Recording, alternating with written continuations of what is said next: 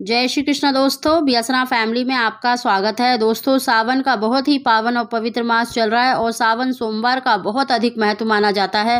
दोस्तों, इस बार सावन के महीने में बहुत ही दुर्लभ योग भी बनने जा रहा है, जिसके कारण 9 भाग्यशाली राशियों को संतान सुख के साथ साथ पुत्र प्राप्ति के योग भी बन रहे हैं। अगर इस सर्वार्थ सिद्ध योग में अगर आप सावन सोमवार में आप किसी भी सोमवार के दिन कर सकते हैं, पहले सोमवार में, दूसरे, तीसरे या चौथे सोमवार में आपको अगर एक वस्तु शिवलिंग पर चढ़ाकर अगर स्त्री 5 दिन खा लेती है तो यकीन मानिए आपको निश्चित ही मन वांछित संतान की प्राप्ति होगी।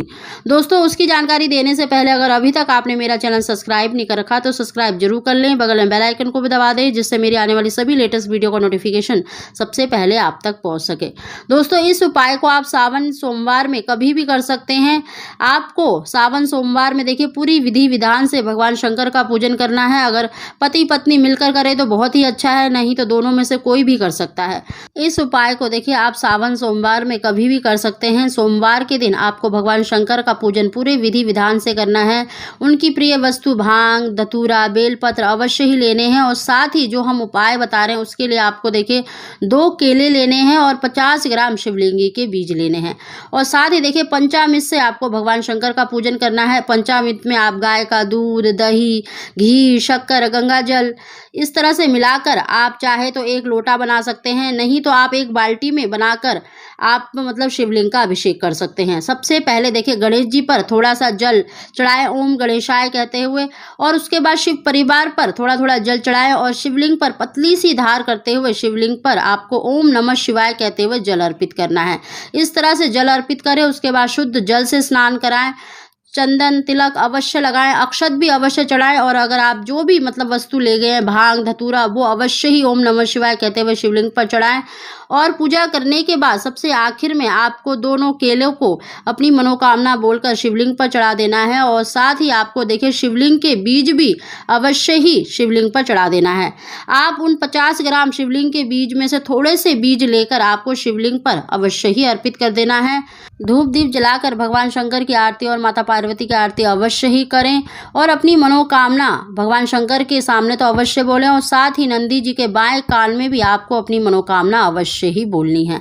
साथ ही दोस्तों, पूजा करने के बाद आपको उन दोनों केलों में से 1 केले को पति पत्नी दोनों ग्रहण कर सकते हैं, नहीं तो सिर्फ पत्नी भी ग्रहण कर सकती है।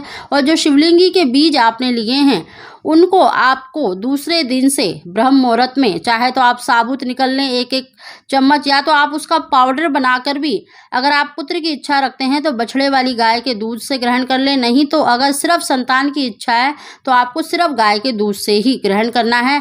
आपको 5 दिन लगातार 1-1 चम्मच लेना है। आप गाय के दूध से ही ग्रहण करें और खाली पेट आपको ब्रह्म मुहूर्त में लेना है।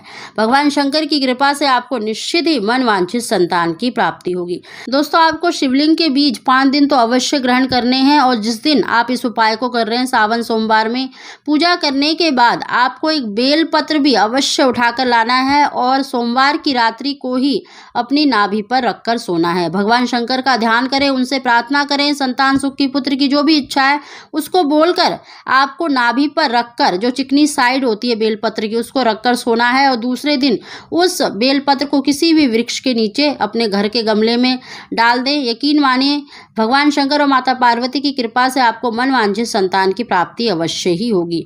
दोस्तों, इस उपाय को आप सावन सोमवार में कभी भी करें, निश्चित ही आपको लाभ मिलेगा। दोस्तों, अगर आपको हमारी जानकारी वीडियो पसंद आई हो तो इसको लाइक शेयर जरूर करें। आप सभी को जय श्री कृष्ण।